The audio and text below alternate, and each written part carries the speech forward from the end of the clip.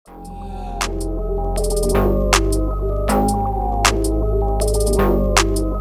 datang di channel Aribusi. Pada kesempatan ini, kelompok kami akan melakukan bincang-bincang terkait tentang pengaplikasian drone pada bidang pertanian. Untuk mempersingkat waktu, mari kita mulai.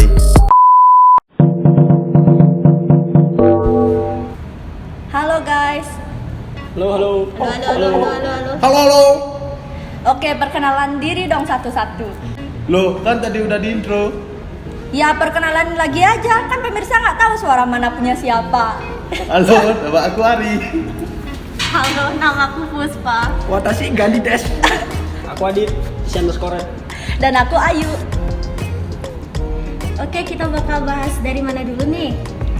Kalau bicara tentang drone itu adalah pesawat tanpa awak yang dikendalikan dari jarak jauh dengan menggunakan komputer atau remote control yang bisa digunakan untuk membawa muatan. Yoi. Nah, kalau drone-nya dipakai buat pemupukan di lahan pertanian, otomatis muatannya berupa Pupuk. Iya, pupuk. Yes. Jadi drone itu untuk lahan pertanian ini adalah sebuah kendaraan udara tanpa awak yang diterapkan pada pertanian dalam rangka membantu meningkatkan produksi tanaman dan memantau pertumbuhan tanaman, guys, bro. Berarti ada sensornya dong ya buat memantau keadaan di lahan pertanian itu. Nah ya, pasti ada sensor Pus. Nah, kemampuan sensor dan pencitraan digital pada drone ini dapat memberikan gambar lahan pertanian kepada petani yang mengoperasikan drone tersebut. Informasi tersebut dapat berguna untuk menunjang efisiensi lahan pertanian dan perkebunan. Penggunaan drone untuk pertanian itu apa aja sih, bro? Untuk kegunaan dari drone itu untuk mengamati atau memeriksa keadaan tanah dan tanaman, memeriksa gulma dan merawat tanaman, memantau kesehatan tanaman secara keseluruhan, penyiraman tanaman yang lebih efisien, dan yang terakhir itu seperti yang kita bahas kali ini, yaitu penyebaran pupuk. Tapi selain pupuk, drone juga bisa menyebarkan pestisida, herbisida, dan ya sejenisnya lah. Tapi kalau pikir-pikir lebih baik pakai cara konvensional aja, gak bisa menyebar pupuknya. Lebih gampang kayaknya. Penggunaan drone untuk pertanian saat ini sangat dibutuhkan, Ri, karena lebih efektif dan efisien. Juga sangat baik untuk menghemat waktu, tenaga, dan biaya, apalagi kalau lahan pertaniannya cukup luas. Oh gitu. Sebenarnya aku nggak pengen jelasin ini, tapi biar lebih meyakinkan lagi aku jelasin ya. Yang pertama itu environmental friendly, itu kegunaan dari drone. Di abad ke-21 ini, kalau dua-dua Doraemon tuh, ini semakin banyak orang yang sadar akan pentingnya menjaga bumi dan alam sekitar kayak Avatar. Dengan adanya penggunaan drone dapat membantu meningkatkan produktivitas pertanian dan memungkinkan adaptasi pertanian yang lebih baik terhadap efek perubahan iklim. Mereka juga dapat membantu mengurangi polusi. Yang kedua, menghemat waktu, karena tak sayang waktu, tak sayang uang. Penggunaan drone pertanian juga sangat menghemat waktu ini, seperti mencari lokasi lapangan baru untuk menyediakan cara cepat dan mudah untuk memeriksa bagian kecil tanaman dari jarak jauh dan mensurvei seluruh ladang, dan hal tersebut juga lebih menghemat waktu dan tenaga manusia di lapangan. Yang ketiga ada menghilangkan dugaan dan mengurangi ketidakpastian, kayak kamu yang ngasih kabar nggak pasti.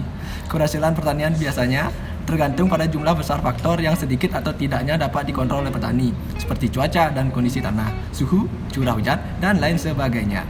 Salah satu keuntungan dalam menggunakan drone pertanian adalah menggunakan drone pertanian untuk menghilangkan dugaan atau ketidakpastian ini. Kunci efisiensi terletak pada kemampuan mereka untuk menyesuaikan diri, dan yang sebagian besar dipengaruhi oleh ketersediaan informasi akurat hampir real time. Selain itu juga drone dapat meningkatkan hasil panen. Dengan memaksimalkan waktu dan teknologi, petani dapat lebih mudah meningkatkan hasil panen. Penggunaan drone dalam pertanian dapat memudahkan petani dalam melakukan banyak hal dalam waktu singkat. Contohnya itu dengan menggunakan drone Verto 15, petani dapat menyiramkan air, cairan pestisida, herbisida, dan cairan-cairan lainnya.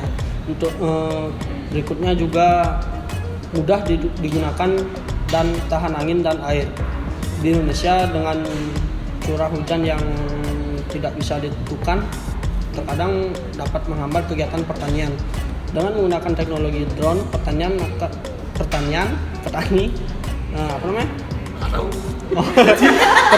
petani mungkin akan lebih mudah dalam mengatur lahan mereka tanpa takut angin kencang maupun hujan dengan drone yang dirancang dari tangan anak-anak bangsa ini memiliki teknologi yang tahan air dan tahan angin serta penggunaannya yang sangat mudah dipahami. Kalau tahan api dan tanah, Avatar. Lanjut. Wih, banyak ya kelebihannya. Berarti gaskan aja nih pakai drone. Segala sesuatu itu pasti ada kelebihan dan kekurangannya, Ri. Aku tahu kekurangan drone. Apa sih? Harga lebih mahal dari penyemprotan pupuk konvensional. Selain itu, arah semprotan dari drone juga mengikuti arah angin. So, proses penyemprotannya jadi terganggu karena spray mengikuti arah angin. Iya juga ya. Tapi guys, komponen drone itu apa aja ya? Drone penebar pupuk ini memiliki 6 lengan baling-baling atau yang disebut dengan hexacopter dengan wadah atau kontainer di bawah bodi utamanya untuk mengangkut pupuk. Di dalam bodi drone terdapat komputer, antena receiver, baterai, dan sensor-sensor yang dibutuhkan seperti gyro dan sensor proximity. Selain itu ada pula kamera yang dibutuhkan untuk surveillance dan tentu saja fixed landing gear. Nah, drone juga dilengkapi komputer dengan sistem kecerdasan buatan atau AI, Artificial Intelligence, di mana AI berguna untuk melakukan kalkulasi bagaimana cara menyemprotkan pupuk secara efisien. Oh, jadi nanti pupuknya itu dipompa dari dalam kontainer ke seluruh selang yang menjulur ke masing-masing 6 lengan drone. Terus jumlah semprotan yang dikeluarkan dikalkulasi oleh komputer, dipadukan dengan data ketinggian, kecepatan, kondisi tanah dan sebagainya sehingga didapat pola penerbangan yang efisien untuk menyemprotkan pupuk baik dari segi waktu maupun biaya gitu ya. Iya, benar banget, Pus. Yuk kita tonton aja videonya biar lebih kebayang proses penggunaan drone untuk penyemprotan pupuk itu seperti apa. Cekidot.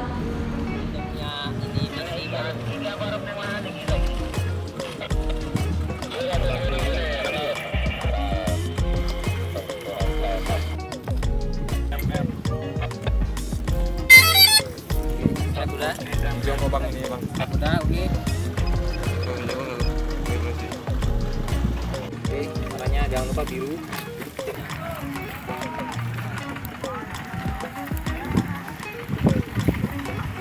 Hijau.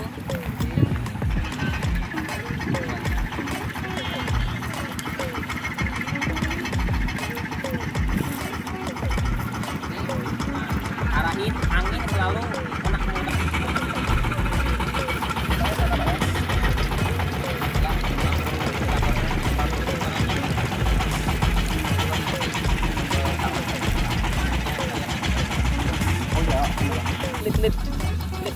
Kalau ini belum terbang selalu normal, pertama kita seperti itu warnanya selalu. Kalau dia ada warna merah ataupun kuning itu pasti ada sampai perahu.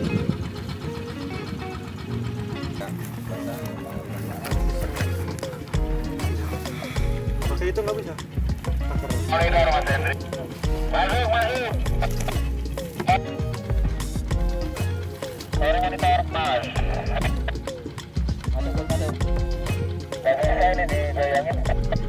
Udah nggak usah, kita arahnya arah selatan aja. Kamu dicatat lo yang tanda Kemudian tangan. 4 meter per second, 6 meter, nggak pakai inang. Iya, pokoknya kita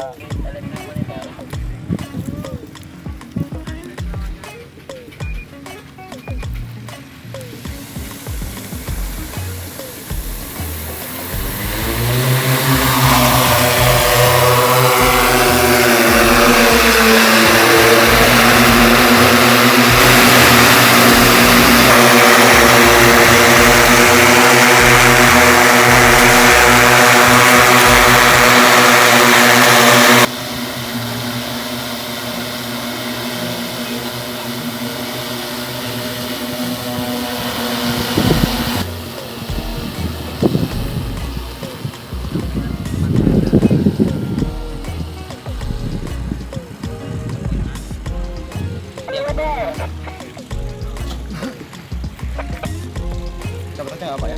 cabut nggak apa. Oke. Dia akan jalan, dia akan spray. tangan kita jangan sampai lepas dari atas dan bawah. Oke. Oh, naik turun kan, Pak ya? Nah. Jadi kalau ketinggian nanti kita yang atur. Nah, kecepatannya, nih, ketinggian nih, dia ketinggiannya tuh, karena dia detect itu, kita bisa atur untuk dia turun.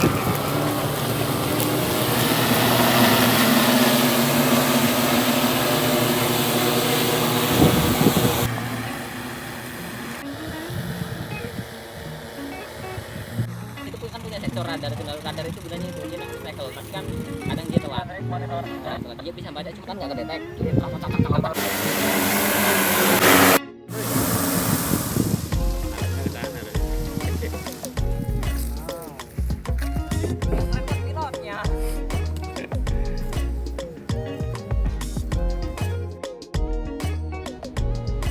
Nah, sekarang udah kebayangkan guys proses penggunaan drone untuk penyemprotan pupuk itu seperti apa?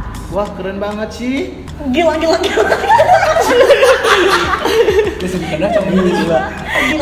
Mau meninggal. Baik. ada yang bukan pakai itu. Udah, lanjut.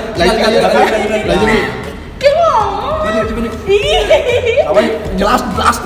Kalau gitu jangan lupa like, comment, share, and subscribe YouTube-nya ya, sama YouTube ini juga. Thank you buat yang nonton. Semoga video bermanfaat. Bye bye. Puspa jadi gila. Gila mau meninggal.